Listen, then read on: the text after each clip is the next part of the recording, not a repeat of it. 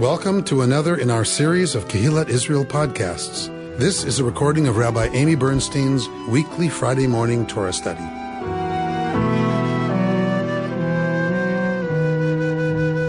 We have been introduced a little bit to the categories of Tameh and Tahor. We've been talking about ritually pure and ritually impure. People in a state of regularity are pure. When life is dysregulated, one theory is by things that are related to death, because death being the opposite of life. When death is present in certain ways, then we, in natural ways, like menstruation, ejaculation, all those things are natural things, but they cause ritual impurity because they have disrupted what is the normative regulated state, homeostasis, if you will. Homeostasis is pure, you're pure. So things come in that disrupt that. And when purity is disrupted, it has to be addressed. So in the ancient world, in ancient Israel, they took the spreading of impurity very seriously because, I'll just keep saying it, because if the Mishkan, if the central site of the cult becomes if there's too much impurity, the divine presence can't be there because the divine presence is only pure.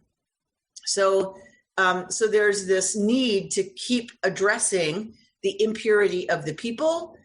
There's a concept that impurity can spread. And so there's contagion also. We've had an interesting relationship to the idea of how they dealt with this when it is a physical affliction. In the ancient world, I think this year of COVID has helped us maybe think about it a little differently. So we're talking this week, we're in the double parsha, Tazria-Metzora. So we're talking about Sara'at. We're talking about the disease that is translated as leprosy. It is not Hansen's disease. It is not leprosy. We know that because it goes away. It is probably something like psoriasis. So when we're talking about the skin, some kind of skin condition that is like psoriasis that the priest diagnoses, and then the person is quarantined outside the camp because we're right now in Leviticus, which means we're in the desert, we're in the Midbar. And so the person is quarantined outside of the camp until such time as the priest declares that the tzara'at is gone. So a couple of things I want to say about that. We now understand the relationship to quarantine a lot better, I think, right? That quarantine is not bad. Quarantine is necessary. Quarantine is not a punishment. Quarantine is necessary. If you want to protect the health of the population, and for them, stopping the spread of impurity was incredibly important for the health of the entire nation, then you have to quarantine when somebody's been diagnosed with something that renders them seriously impure. So tzara'at was taken very seriously. Notice as we read the text that the priest is the one who diagnoses tzara'at. So there is no ritual impurity unless and until the priest diagnoses tzara'at. The person is pure. So it is the priest who decides that someone is ritually impure. And that takes a lot of examination and sometimes repeated examination for the priest to make that determination.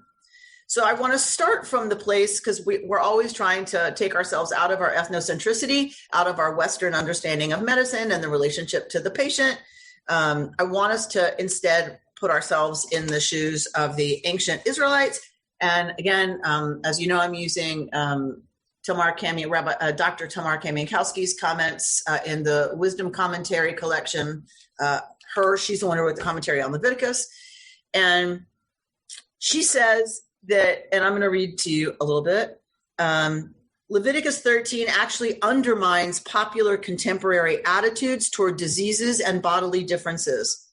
Instead of encouraging the common tendency to look away with disgust, thus feeding fears about illness and disease, Leviticus 13 pushes individuals to pay attention to bodies, not to avert the gaze, but rather to require the gaze. The task of the priest is to do just that, to look, to examine in great detail. The root ra'ah, indicating to see, appears 39 times in this chapter. The text does not attach any stigma to these conditions. To the contrary, they provide a calm, thoughtful, and systematic exploration of each condition in detail. So I know where Bert's going to go. I know where he's going. So I'll get there, Bert. I promise I'll get there. So he's going to say, well, the rabbis came up with a whole list of reasons of why somebody might be punished with tzara'at. Okay. The rabbis, see, I was right, wasn't I? The rabbis needed for there to be some kind of connection to punishment for this. Bless you. They needed this to have a reason, just like they needed in their own lives for there to be a reason for certain things. So we don't need that reason. I really stay away. I used to teach a lot more about what the rabbis thought and what the rabbis did with this. I really stay away from it now because it really is not at all what the Israelite system was about. And it really communicates the wrong message. It's the wrong theology. It's the wrong message.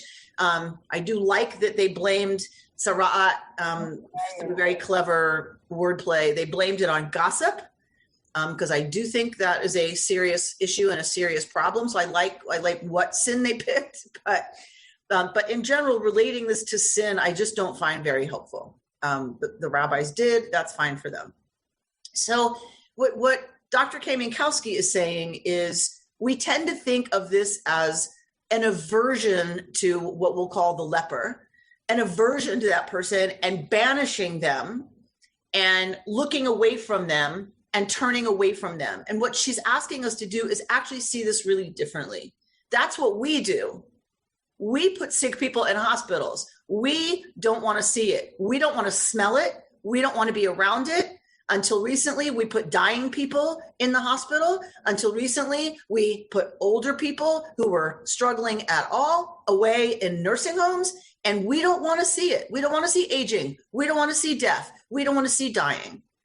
That's a Western approach to illness and death, not Israelite. The priest is not a doctor. The priest is a priest. So you took the holiest person, the person who's connected to holiness the most, and Barry, universal health care. Yeah, exactly. Every Israelite had the opportunity to be diagnosed by the priest. And the priest was the one who was connected to the cult and to the holy and to keeping things running in the realm of Kedusha, in the realm of holiness and purity. That's the person who deals very closely with the person who's got tzara'at. That is saying something. Right? That's the person that the person is brought to. That's the person the patient sees. And it's not about cure. The priest is not going to cure them. That's not the point. That will happen on its own. And then the priest's job is to bring them back into the fold, to bring them back into the camp with a ritual. So we can look at the text, and rather than going, ew, we can say, all right, so this means the priest had to pay some pretty close attention to what was happening in order to know whether or not something is tzara'at, right? All right, so here are some examples of that. If a man loses the hair of his head and becomes bald, tahor, he's pure. If he loses the hair on the front part of his head and becomes bald at the forehead, tahor. But if a white affection streaked with red appears on the bald part in the front or at the back of the head, it is a scaly eruption that is spreading over the bald part in the front or the back of the head. The priest shall examine him. Here we go with this verb. The ra'a oto hakohen. The priest will see him. The doctor will see you now. That's exactly the word used here in Hebrew. The priest will see him, will look at him. If the swollen affection on the bald part in the front or the back of his head is white streaked with red, like the leprosy of body, skin in appearance, tsaruahu, tameh. Now the priest declares it's tzara'at, and this person is tameh, is impure. The priest shall pronounce him tameh. He has the affection on his head. Now, look what has to happen. You start to lose your hair as a man. If there's something weird going on, you go see the priest, because what if this is tzara'at? As for the person with a leprous affection, his clothes shall be rent, his head shall be left bare, and he shall cover over his upper lip, and he shall call out, tameh, tameh, impure, impure. We have no idea exactly what this is about. It's not explained. He shall be unclean as long as the disease is on him. So the priest does not treat it. The priest does not treat tzara'at. The priest diagnoses tzara'at. And he will be tameh for as long as the disease is on him. Being tameh, he shall dwell apart. His dwelling shall be outside the camp. When an eruptive affection occurs in a cloth of wool or linen fabric, in the warp or in the woof of the linen or the wool, or in a skin, or in anything made of skin, if the affection in the cloth or the skin in the warp or the woof, or in any article of skin is streaky green or red, it is an eruptive affection. It shall be shown to the priest. So what we see here is that it can be, tzara'at can contaminate wool and thread and yarn and material and skin, meaning like a water skin, just like it can a person. So for them, there was not an understanding that whatever caused the eruption on a person's skin was different from what causes mold, mildew, those kinds of things in material and or on the walls of homes. They did not understand that those were different causes. For them, the cause is the same. It is tzara'at. Now, Dr. Kamiankowski points out that who would have been dealing with the warp and the woof of stuff? Who would have been dealing with that? Women. Women would have been the ones who would have noticed if there was tzara'at on the warp or the woof, because they were the ones warping and woofing, right? It was the women who were the weavers. So there is an alternative translation of part of this, trying to fix the grammar in a way that points to that. But in any case, the priest, after examining the affection, shall isolate the affected article for 7 days. On the 7th day, he shall examine the affection, right? So again, very close attention by the priest to what's happening. If the affection has spread in the cloth, whether in the warp or the woof, or in the skin, for whatever purpose the skin may be used, the affection is a malignant eruption. It is unclean. The cloth in which the affection is found shall be burned, for it is a malignant eruption. It shall be consumed in fire. So if it doesn't go away in 7 days, now it's considered ruined, right? The garment, the piece of fabric is ruined. But if the priest sees that the affection in the cloth, whether in warp or in woof or in any article of skin, has not spread, the priest shall order the affected article washed, and he shall isolate it for another 7 days.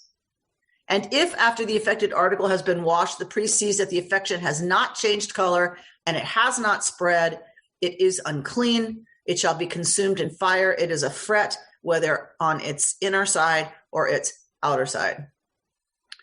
But if the priest sees that the affected part after it has been washed is faded, he shall tear it out from the cloth or skin, whether in warp or in woof. And if it occurs again in the cloth or in any article of skin, it is a wild growth. The affected article shall be consumed in fire, meaning it's kind of vulnerable, if you will, to this affection. If, however, the affection disappears from the cloth, blah, blah, blah, blah, blah, blah, blah, it shall be washed again, and it shall be declared tahor. This is what's done for wool, linen, skin, all that stuff, okay? So you can see that it takes a lot of attention and focus and examination and time by the priest to deal with this. We have to assume if people didn't want to just throw something away, it was because it was expensive. So it's one thing if you see it in material in your home that's, a napkin, a cloth napkin, right? That's kind of easy. But what if it's in your couch or your mattress? Then what? For a lot of people, you're talking about a seriously expensive thing to have burned. right? So that's why we can assume it took this kind of attention for things that are cloth, linen, or skin, because they would have been things that were expensive and would have been hard to part with and just give over to be burned. All right. God speaks to Moshe saying, "This shall be the ritual for a leper at the time the leper is to be cleansed. When it has been reported to the priest shall go outside the camp. If the priest sees that the leper has been healed of his scaly affection, the priest shall order 2 live clean birds, cedar wood, crimson stuff, and hyssop to be brought for him who is to be cleansed.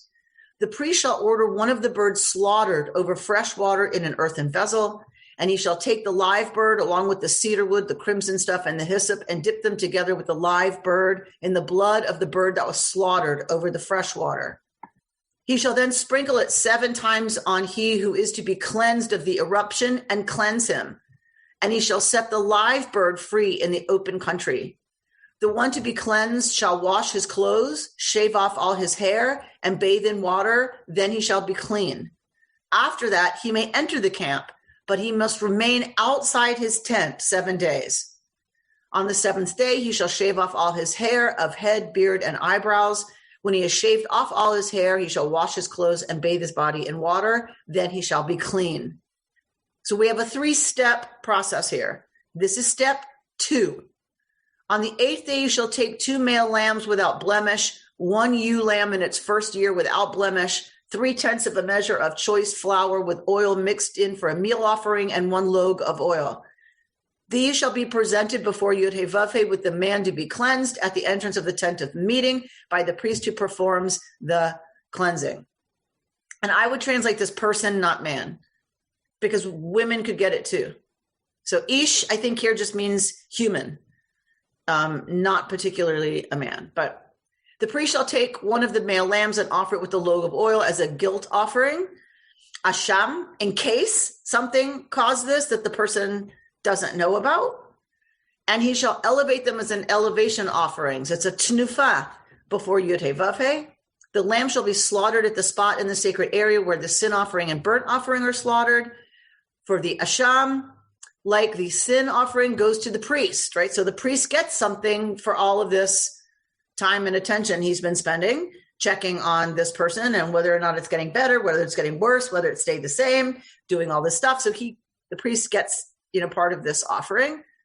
The priest shall take some of the blood of the guilt offering, and the priest shall put it on the ridge of the right ear of the one who's being cleansed, and on the thumb of the right hand, and on the big toe of the right foot. The priest shall then take some of the log of oil and pour it into the palm of his own left hand. And the priest will dip his finger in the oil that is in the palm of his left hand and sprinkle some of the oil with his finger 7 times before Yud-Heh-Vav-Heh. Some of the oil left in his palm shall be put by the priest on the ridge of the right ear, on the thumb of the right hand, on the toe of the right foot, over the blood of the guilt offering that's already in those places. The rest of the oil in his palm the priest shall put on the head of the one being cleansed. Thus the priest shall make expiation for the person before Yud-Heh-Vav-Heh. Remember, this is the verb chiper. We're not exactly positive what chiper means, but we'll use expiation. The priest shall then offer the sin offering and make expiation for the one being cleansed of being tameh. Last, the olah, right? The Holocaust will be slaughtered. And the priest shall offer the burnt offering and the meal offering on the altar, and the priest shall make expiation for the person, then the person shall be clean. But we have a case where somebody might not be able to afford all of those things. That's a pretty expensive process. Talk about, Barry, universal health care, right? Some people can't afford health care. They can't afford the drug. They can't afford, what it's going to take to get well and come back into the community. And so, because this is about re-entry into the community, the tzarat's gone, or else the person's not allowed to come back. The tzarat's gone already. This is about bringing someone back into the fold once they are healed. This is not about healing. This is not a magic ritual to heal this person. This is what's required to bring the person out of the state of being tameh into the state of being tahor. So 2 turtle doves and 2 pigeons, depending on the person's means. These are not altar birds, by the way. These are not birds that are usually called for to be sacrificed. So this is a special ritual using turtle doves or pigeons, which vary in price because it's depending on the person's means, but it's way cheaper than two lambs and a ewe. On the 8th day of the person's cleansing, the person will bring them to the priest at the entrance of the tent of meeting before Yud He Vav He, and all of this same stuff is going to happen, right? The right ear, the thumb, and the big toe of the right foot. Again, we get the oil ritual. Again, it's placed on the person, the oil.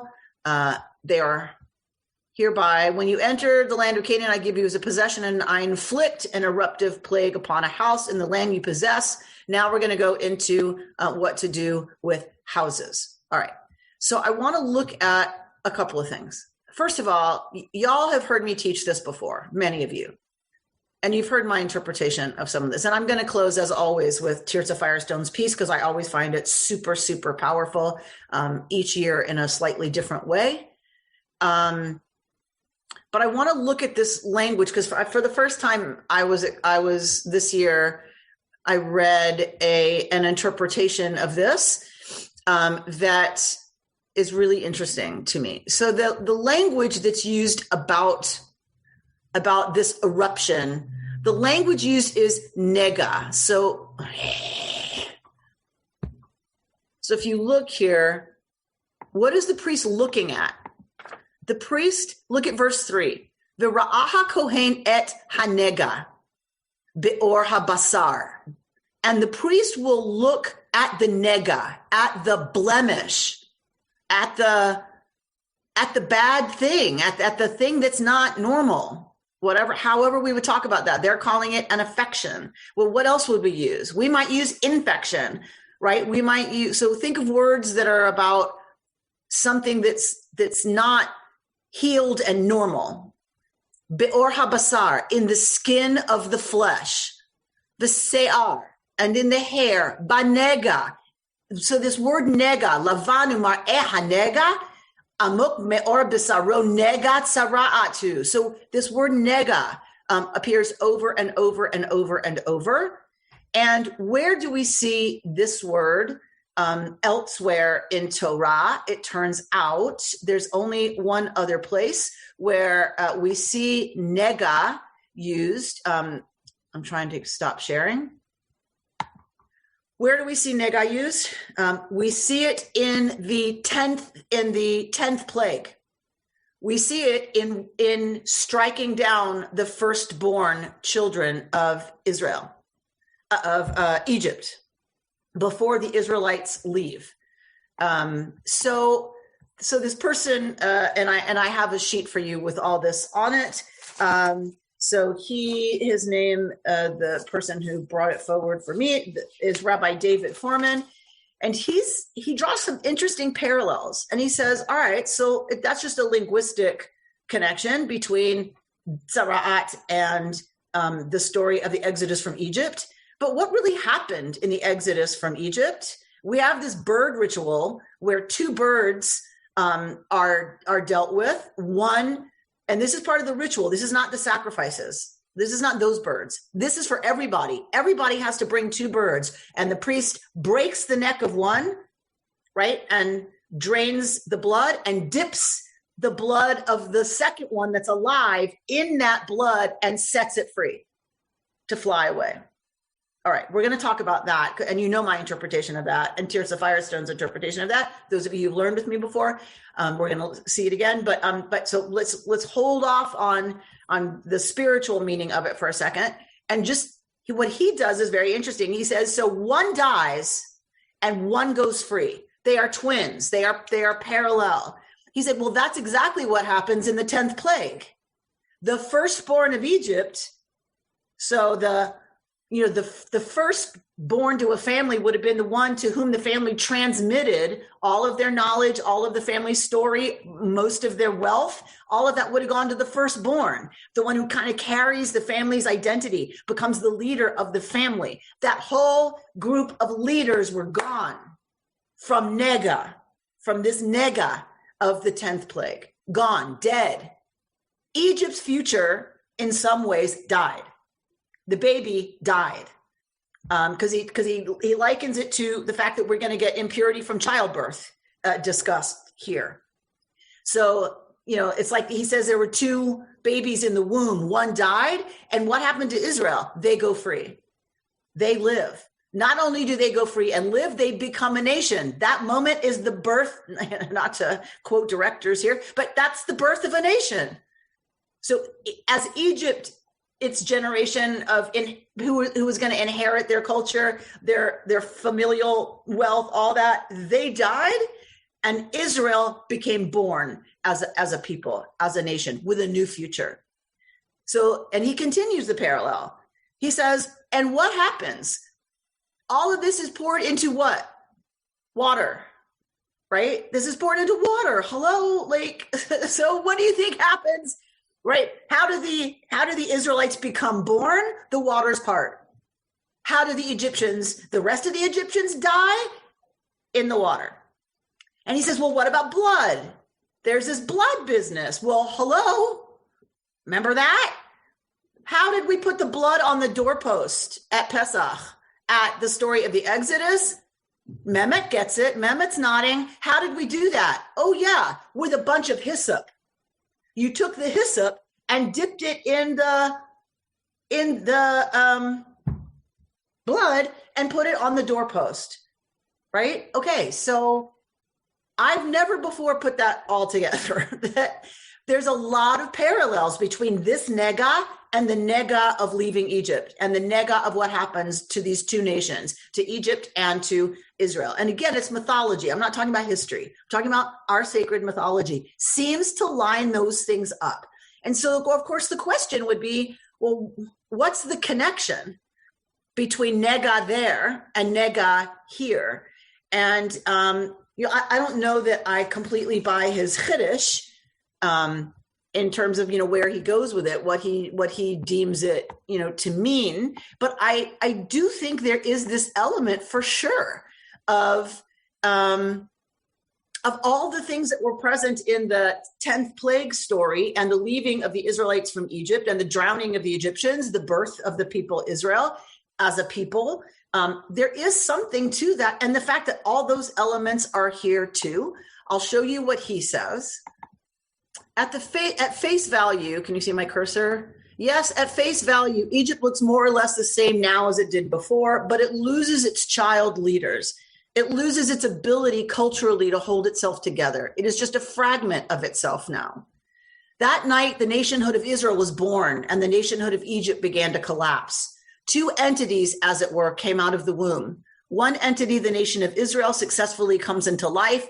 The nation of Egypt begins to die. How then forevermore do we purify the Metzora?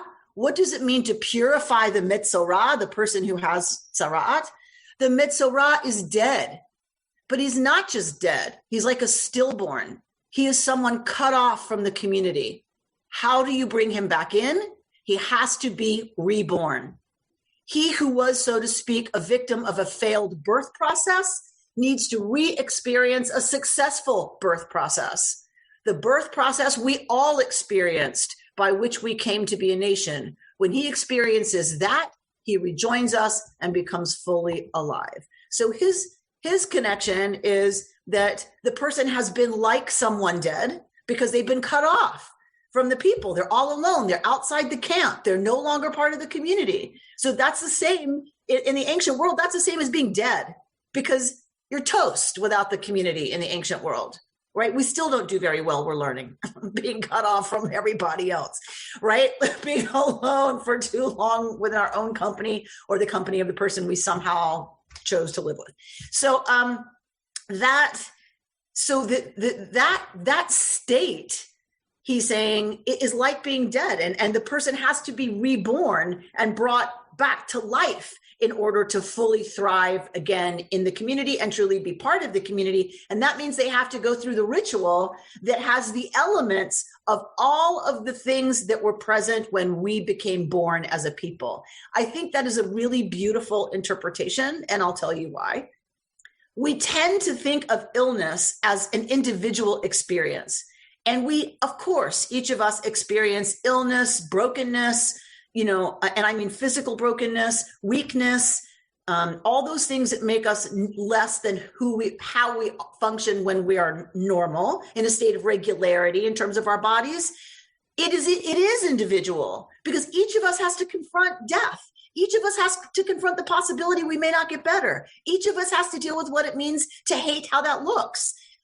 My C-section scar, they filleted me like a fish.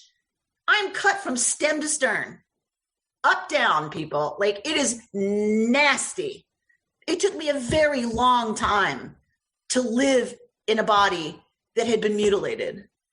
That process, only we can do that.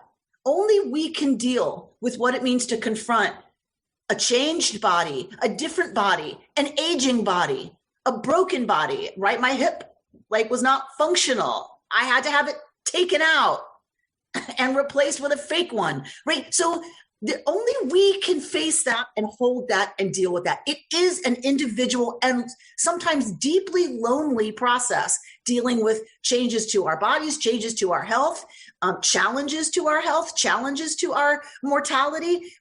We can only do that alone. And so I think in this case, Torah understands that. The person is isolated, yes, because of contagion. But I think Torah also recognizes that it's an individual process. So what's the best way to bring someone out of that when they're coming back into regularity, when the cancer's in remission, when treatment is over, when the hip has healed, when you finally realize you're not going to win any beauty contests in a swimsuit, so who cares about a C-section scar? You have a beautiful child, right? How do we bring someone back out of that lonely individual place of facing and holding and dealing with that? We do a ritual that's dafka, the opposite of the individual. We do a ritual that was the birth of us as a people. We have the person go through a ritual that happened when we were becoming a community, when we were becoming people who belonged to each other. How beautiful is that? And what do we do now? What do we do for people now? For them to feel like they are coming back into, not just coming back into, they are going through a transformation ritual, a rebirth ritual. If we look at it that way, then what are we doing for people who often long for some way to acknowledge that with ritual and powerfully have the person who's connected to the center of the community, the priest, the rabbi, right, to have that person there as a witness and to actually perform the ritual? That's a really powerful thing. I think that's a really powerful statement about our responsibility for bringing people not only back, but bringing them over and through a rebirth. Because you're different on the other side of that experience. And I'm looking at your faces. I see y'all. I know you. I know your stories. I know how many of you have been there. I know how many of you have struggled and have faced either a loved one's illness or your own, changing relationship to health and wellness. And I know what it took for you all to hold that. And I know what it took for you to come back from that.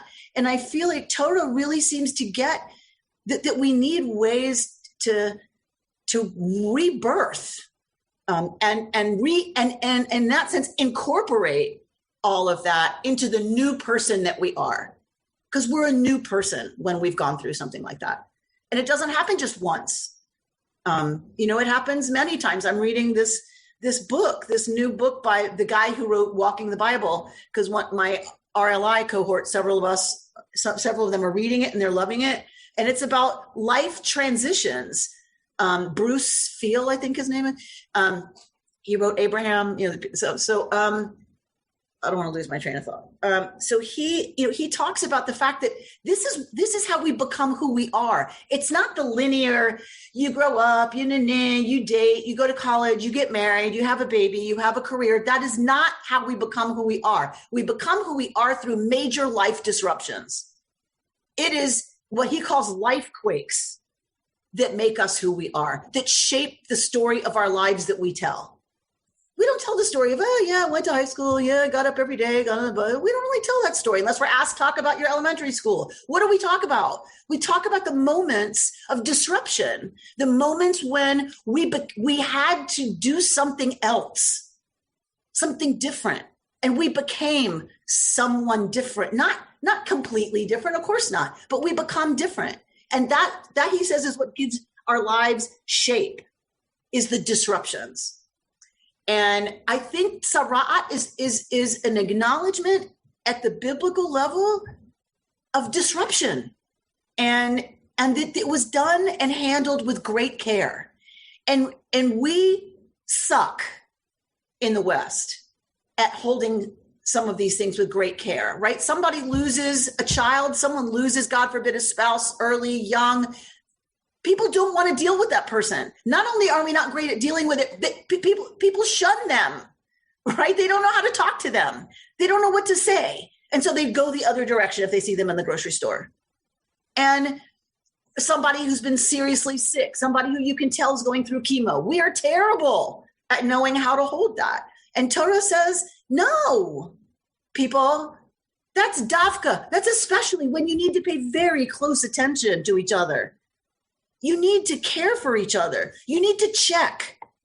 You need to check in. You need to examine. You need to be present and keep checking until the person's ready to come back, and then acknowledge that in some really important and significant way. All right, so I'm going to stop talking. That was a lot, and I'll let y'all see what you want to say. So Judith?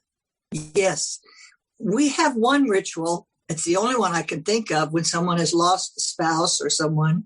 After Shiva is finished, the rabbi takes the person and walks them up and down the street or around the block to welcome them back into the world.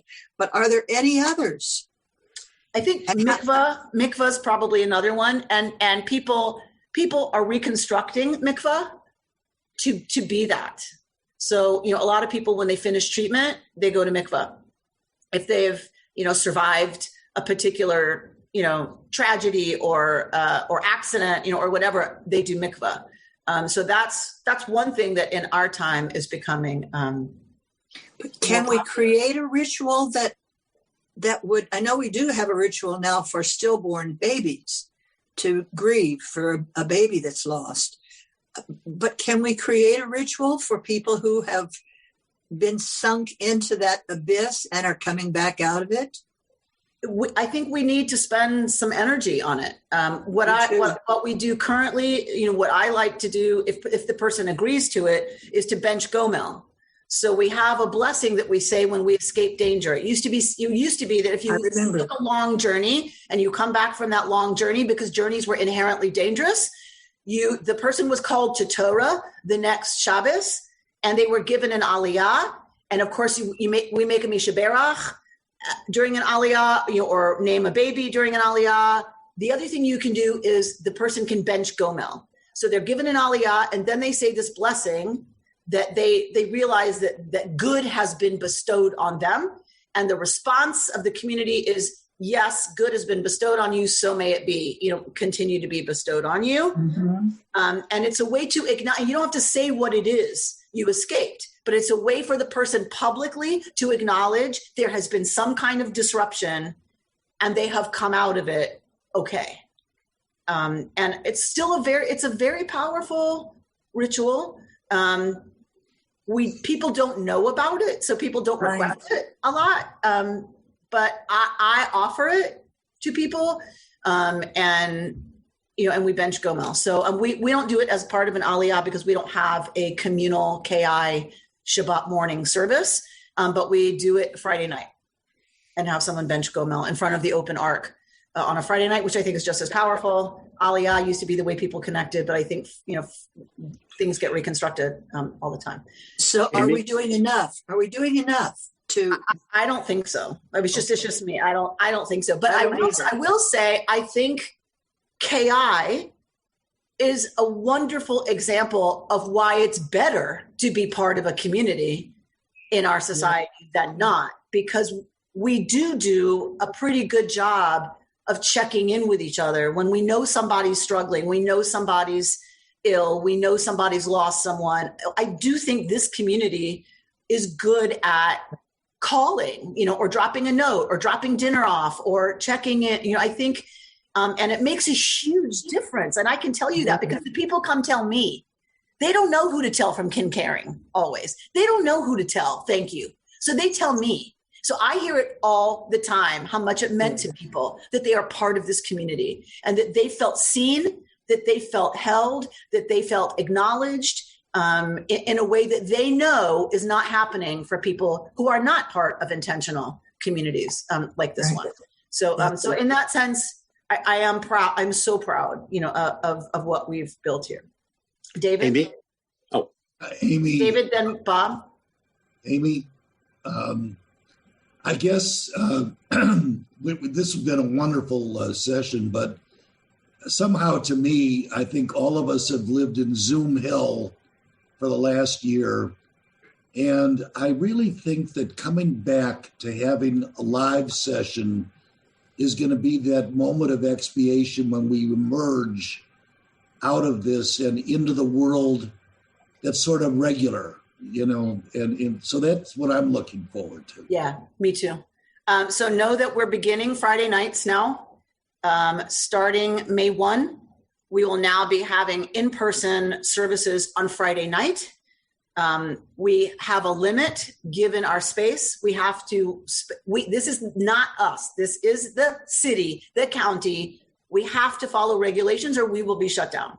The regulations are 6 feet apart, sitting by household, masked, and social distancing. So no mingling afterwards, no going up to people and talking to them in the sanctuary during the service, and people leave immediately afterwards. We're going to give you oneg to go. We're going to give everybody a cookie. Seriously, we're going to give everybody a cookie. I suppose it's better than nothing, but that's not my idea of emerging from Zoom hell. No, I totally agree. But I'm wanting to let everyone know this because people are going to hear something and not know what they're talking about. So I want to be very clear with y'all so that you can spread the right word. So it's going to be maximum 50 people, maximum. Then the way it's going to be handled is a email system where you email a request. You'll be getting the form. The form will be sent to you. You fill out the request, and we're going to honor the requests in the following order. First, immediate household of a bar or bat mitzvah that's happening the next day. They get top priority. Second, shloshim, people who are mourning a death of 30 days. Yartzeit, so people who are coming to say Kaddish for a loved one. And then after that, first come, first serve behind those people with however many slots are left. Once it's full, it's full. So you will either get an email if you make a request saying you have a seat in the sanctuary, blah, blah, blah. We'll do a temperature check, all that stuff. Or an email that says we're full, I'm sorry, but we'll be happy to put you down for next week. And that kind of bumps up the priority of that person getting something the next service. Because that's who's after first come, first serve is people who wanted to get in and couldn't. Yes, it's confusing. I get that. But we are here where our staff is ready to walk you through the whole process. So our staff are ready to fill out the forms for you. Adam's going to be there. And he's happy to fill out a form, so whatever help you need, we're ready to do that for you. So that's starting in May. We'll see. The regulations are changing all the time. So hopefully, they'll change in a good way. They'll change in our favor, and we can start to relax some of the things we're going to have to do to start. All right. Sorry. That was long, but I needed to say that. Bob? Yeah. 2 things. Number one, you might want to consider vaccination status in terms of, okay, that's a no. Number 2, the issue that you raised with people not wanting to confront other people with illness or having gone through death, that's actually, you see that in physicians as well. We had the opportunity, the sad opportunity of being patients when our newborn died in hospital. And we were avoided by everybody while we were in hospital. And I teach the residents and junior faculty about the importance of working through this need to avert and to work through it and to reach out to people. But it's a function of people you wouldn't expect to be like that. Right. So if it happens with physicians, kal vachomer, as the rabbis would say, how much more so, do lay people need to be aware of our tendency, right, to do that? Yeah. Yeah. Thanks, Bob, for lifting that up. So Margot, Bert, and Sarah. Okay. I have a lot of things to add at this moment, and I think this was a wonderful presentation today. Not that the others are not. And I didn't say that, so don't look at me that way. Anyway, I was just thinking within the last few days, and it's been brought to mind today with the Torah reading and presentation, that many years ago, a lot of years ago, when Bert died, my first husband, we were at the hospital, and a very good friend of mine came to the hospital, and that was, I don't know if George is here today, but that was Barbara Walcott, George's wife, and was there when Bert was at the end of his life. And I always felt that might be an imposition to the family, and it taught me the lesson of how supportive that felt to be at my side when that situation was taking place. And it really, I think to myself and would like to do it for other people. And it's still that little creeping thought comes in, oh, would they really want to be with their family, etc. But actually, Barbara taught me another way. And I tried to do that for people at this time. So Margot, so important that sometimes the way we learn the best is from, like, you just illustrated a beautiful example of when it happens to us, when those major life quakes happen to us. What did we want said to us, and what did we not want said to us? And to really take that in and push ourselves even past our own comfort zone, right, to do what we learned from that. So that's a beautiful, beautiful lived example. And may their memories be for a blessing, those that we've named. And who I said Bert and then Sarah. Yeah, two things. Bouncing off what Margot said, one of the major Jewish mitzvot, of course, is the Cholim, is to visit the sick. And it says, I think in the Talmud, it says somewhere, just as God visits the sick, we should visit the sick. And that's a way for us to be holy. And it doesn't just mean physically visit them, but visit them in important other ways. The other thing, I think the power of benching Gomel is not just the community, although that's very important, but also expressing thanks and acknowledging that healing very often comes from a force that we don't quite understand and we quite can't touch. And we say a medicine healed us, or we say a doctor healed us, or in some cases we say it got better all by itself. And the process of being thankful, which is connected with humility, is, I think, very healing one psychologically for the person. Thanks, Bert. Yeah, to really rest in gratitude when we do come out of something, right, is a really important component of growth. Is really being in touch with gratitude. Sarah? I'm very thankful for a phone call that was made by Judith. That phone call, I think it was early February or January, asked me, and I didn't really know her, asked me if I had gotten our shots. And I hadn't even thought about it because I knew that my doctor didn't have them. And Judith had figured out how I could get a shot. And she didn't really know me, but she took the time to call me and take care of me getting a shot with Itzik. And I didn't know until after I got my shot how uplifting it was the minute I got it. I felt much safer and a lot of gratitude that Judith, with whom I did not have an intimate relationship, but forever will, that she took the time to call and see if I'd gotten a shot. And that's a lesson in how to be brave and community-like. Thank you, Sarah, for another beautiful lived example of what it means to belong to each other. Yes. It doesn't mean we have to know each other well. It doesn't mean we like each other. It means we belong to one another. And in the language of, Danielle Hartman, that we are encumbered by one another. It mattered to Judith whether or not you had a shot because she knew what that does. You didn't, but she did, right? And she felt encumbered.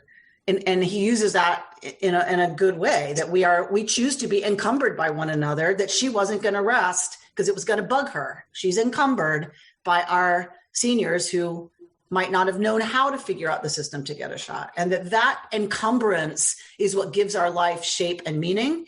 And that we choose this. We don't have to do this, but we choose to be encumbered by one another. And that's what community means. And these are so many great examples of that and of calling each other out in really good ways. Maxime? Oh, right. I was going to ask, I think Bert was kind of talking about this, but when you can't physically show up for somebody that, is sick or dying, how I guess spiritually can you show up for them and support them? Yeah, it's a tough one, right? Because like Bert said, we don't really understand how most of this works. So holding people in our thoughts and prayers, I think I believe somehow on some level does something that I don't understand. I pray for people who are, I know, in a really hard place and or those who are dying. And if we can't be there physically, I think a phone call, a note, those things really go a long way. I often can't be there physically. I mean, this is a huge congregation, but no one has ever said it wasn't deeply meaningful that I took the time to pick up the phone and say, how are you? Or I'm just thinking about you. I know this is a really hard time. No one said, how come you didn't come in person? So I think it's really powerful just for people to feel acknowledged. I don't mean acknowledged, but to feel seen. And that they're held and that they don't just disappear in their pain, but they are truly seen and someone notices and is going to witness what's happening for them. So any way you can express that to people, I think is really important.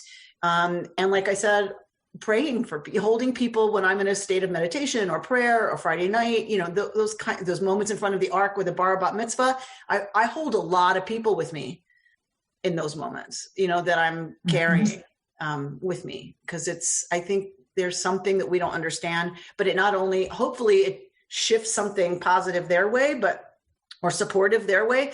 But what I know is that it changes me, right? That I'm clear about, because I have evidence for that because I live in this body. So I know that it changes me to care about other people that way and makes me a much different person than I'd be if I were a banker. I want to share with you the Tears of Firestone piece it just touches me every time. We just came through Yom HaShoah. We just came through Holocaust Remembrance Day and remembering those who fell to both found and defend the state of Israel. So that's we're always studying this parsha around then. So she has some stuff she wrote before, but here's the part I want to pick up at. And she's talking about the ritual to bring a Metzora back into the camp. These are our shamanic rituals. And the one that we have for coming back into the camp to bring our riches back into the machaneh has to do with 2 birds, a cedar branch, crimson wool, and hyssop, along with running water. Birds are a symbol of the soaring human spirit, the spirit that's alive within us. Notice that we take two. One is saved and one is killed. Why is that? The one that's killed has to do with the part of our spirit which has to be exchanged, sacrificed, so that we can fly free. In order to soar, in order to really have mochin de gadlut, expanded consciousness, some part of us must be sacrificed. Each one of us knows this in our own personal lives, and we certainly know it as a people, as a nation. On the way to being here now, renewing, reconstructing Judaism, we have suffered an incredible loss. One of our birds, the twin bird, has died, and on its wings come us. And having survived this loss, we know that we are never going to be the same. When we have come to consciousness, we know that we are inalterably changed by this loss. Our twin soul, perhaps the innocence in us, or the people that we had to leave in order to be where we are now, is gone. We are marked.